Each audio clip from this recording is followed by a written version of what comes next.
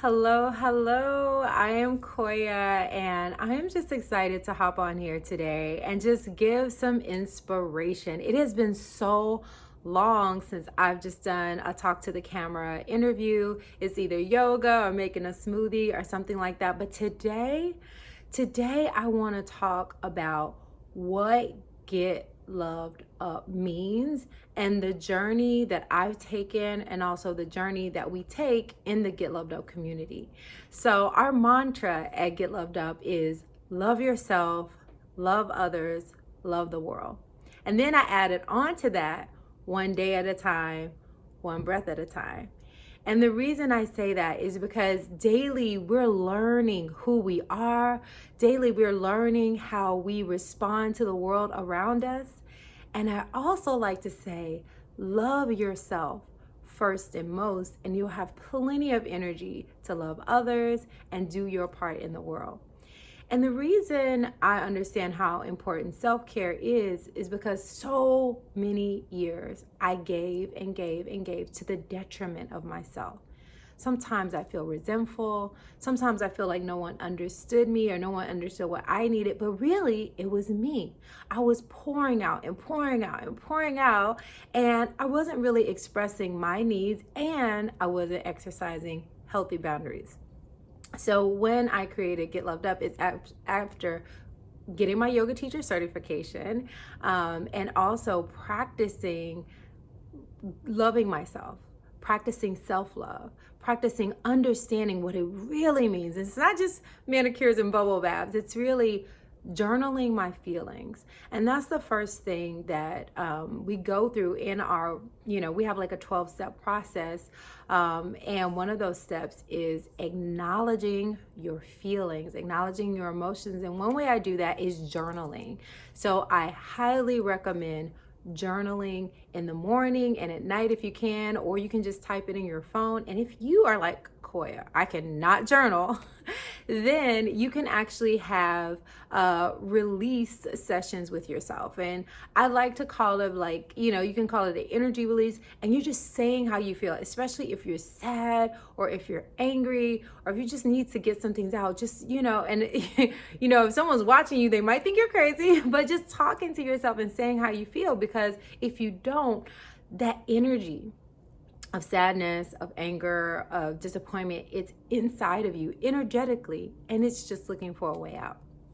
So we like to acknowledge our fears at Get Loved Up, and we're having a retreat, and we have retreats a couple of times a year where we we check our fears. That's the first thing we do, is just like we call it out and are not afraid to just acknowledge where the fear is, where the limiting belief is. Because a lot of times we have these limiting beliefs and they stem from something put on us by our parents or put on us by society. And I say put on us, but really we absorb it. We don't have to absorb those things. They're just there. They're just there, just ideas, right?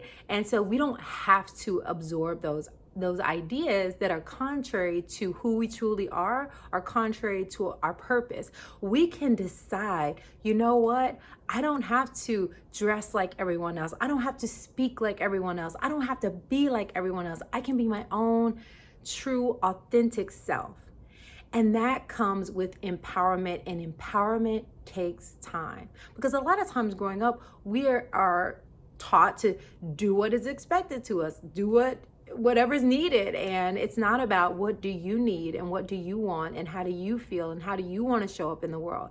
It's more so, well, this person is showing up like this, and this is the way society is, and this is the way religion is, and this is the way spirituality is, and there's a very little space for diversity. There's very little space for individuality. And so it's very important for us to acknowledge who we are, acknowledge our limiting beliefs, and realize that at any point we can turn a limiting belief like I am not worthy, I am not enough. We can turn it to a liberating affirmation. I know that I have purpose. I know that I am meant to do great things in the world. And when you start speaking those liberating affirmations over your life, you energetically feel a difference.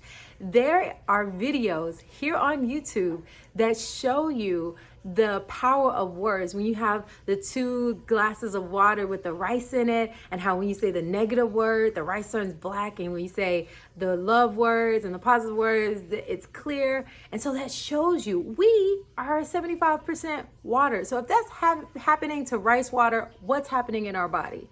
Yes, those toxic thoughts and the toxic beliefs and those limiting beliefs are molding up our whole inner scope of being, our whole energy. And so I invite every person listening to this to just write down those limiting beliefs, write down those fears, write everything down, and commit to releasing them so you can create space for abundance in your life, so you can create space to things that liberate you and make you feel free. And the next thing we do is we vision.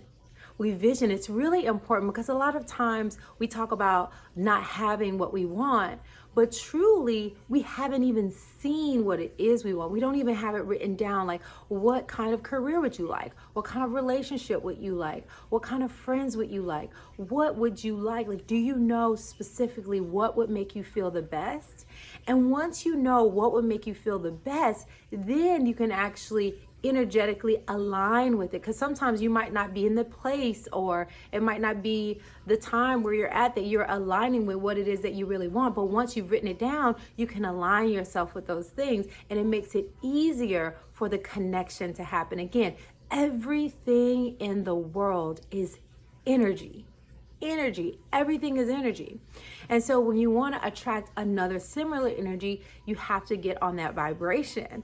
And so visioning is one of my favorite things to do. You have to see it to be it. You have to know without a shadow of a doubt what it is you want, and that you will keep doing whatever you need to do to get there. And then we love to talk about manifestation. There are so many steps in here. I'm just giving you kind of like an overarching view, but I definitely suggest coming to one of our annual retreats or one of our summits where we have leaders from all over the world sharing their knowledge and wisdom about how to get loved up. And that's just educating yourself on spirituality, wellness, and entrepreneurship, because I really believe that when you go within and you start with connecting to your soul and connecting with your purpose, that's the beginning. And then when you make sure you are well. So sometimes you connect and you're like, I'm on my mission, but you like overwork yourself, or maybe you don't prioritize the right things, or maybe you don't have a schedule, and you can get sick. And some people, they exchanged their health for wealth, and then they ended up using all their wealth to gain their health back. So well-being is important. Balancing your work, your life, your time with your friends, your time with your career is really important. And then entrepreneurship, which is really what type of impact you want to leave in the world. How do you want to serve? I am what's considered a servant leader. I got that term from one of my mentors, Nichols. And that just means I get joy out of serving, out of pouring into people, out of letting people know that they have the power to be who they want to be in this lifetime. And in that, it's just so important that we have a spiritual connection ourselves and are practicing well-being so that we can lead our community, whether it be a small community just in our family, whether it be in our hometown, or whether it be a bigger community or even worldwide. Whatever size you want your impact to have is completely up to you. Whether you want to do it for nonprofit and no charge, just exchange energy, or whether you want to make millions of dollars or trillions of dollars doing your thing, it's completely up to you. And so those are some of the steps that we take. And the last step is manifestation. And once you are practicing the spiritual connection, the well-being, and also how you're making an impact, you find that you can manifest most of the things. I won't say all, because I don't know what some of y'all would think, but most of the things that you want in life. And I know it might seem like, you know, what is she talking about? That can't be true. It's not happening for me. I've tried it. I felt that way too. I felt that way when I read all these books and when I heard all these things. I'm like, that's not for me. I can't do it. Like, how am I going to do it? Like, I'm just a small town girl from Tennessee. And, you know, I was raised in a trailer and I helped my grandparents clean houses for most of my youth. And I just didn't think it was possible. And so I thought I'd just give it a try. I'm like, all right, what do I have to lose? I'm just going to try it. I'm just going to try it. And I tried it. And I tried it and I tried it and I tried it. And the next thing you know, I just started aligning with everything I desired.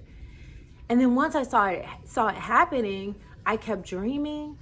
I kept aligning myself. I kept tapping into my purpose. I kept serving people and loving people and believing in myself and releasing those limiting beliefs and acknowledging my fears and practicing well-being, studying with some of the top thought leaders in the world, learning how I wanted to serve in the world, learning how to set up my company. I just decided to say yes. I just decided to try. And you can do the same thing. It's okay to have doubt. But doubt and accomplishment, they crowd each other out. So you have to choose. Do you want to accomplish whatever it is you want to accomplish, or do you want to have doubt about it? You get to choose which of one of those things you want to have.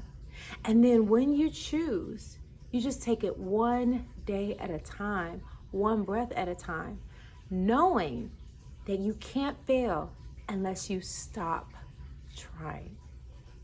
So if you're still trying, you're not failing, you're learning, you're growing, you're expanding. And I truly believe that we are meant to shine. We're meant to expand. One of my favorite quotes that I like to say is, we are meant to shine like the sun in the day and glow like the full moon at night. We are meant to bless the world with our brilliance. And although we're going through tough times and uncertain times, we still have the opportunity to shine, to love, and allow ourselves to be loved. So I hope this was impactful for you. I hope you're subscribed to my channel. I hope you join one of our annual retreats or one of our summits, or we have online courses where we're sharing this information. I have a book called Let Your Fears Make You Fierce, How to Turn Common Obstacles into Seeds for Growth. And I share some of the very traumatic things that I've been to in my life. I share how I use meditation, yoga, chakra work, affirmations, all those things to heal my trauma so that I can stand fully in my power and be there for others as others were there for me. So it's really about you choosing and knowing that it's not going to happen overnight. Sometimes it does for some people, but that's not my story. It took a while for it to happen for me, but I'm glad I didn't stop. All right, y'all, my name is Koya Webb, and I'm so happy to be here. Please subscribe to my channel. If you have any questions to me, leave them in the comments below. Until next time, peace and love.